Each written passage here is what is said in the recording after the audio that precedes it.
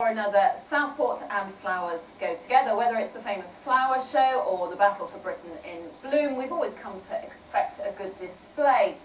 Dig deep, and at the root of it are the Botanic Gardens. But for how much longer? BBC Radio Merseyside's Leanne Harper has been finding out.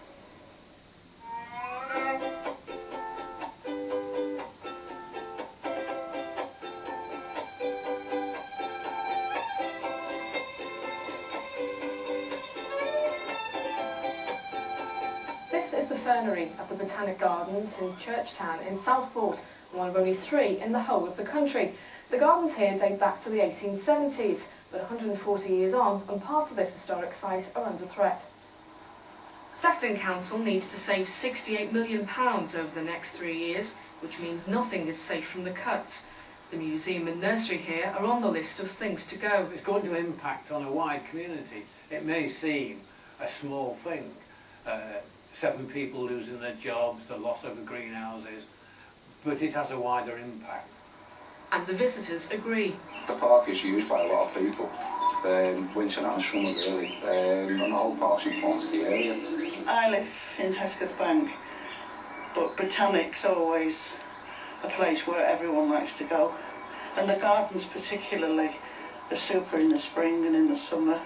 All the flowers grown in here are used to brighten up towns and villages right across Sefton, and have even helped Southport pick up the title of Britain in bloom.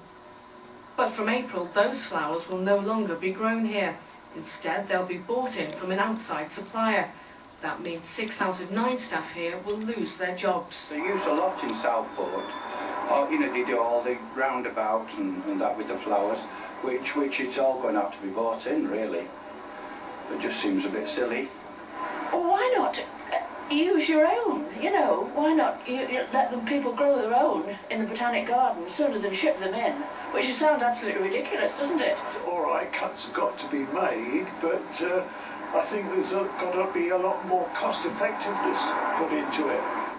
The council told us it can't continue to subsidise the nursery when services for the elderly and vulnerable are at risk. But with the museum also set to close, it's an uncertain future for the Botanic Gardens. I think they can look at what David Cameron calls the big society, working in partnership with us.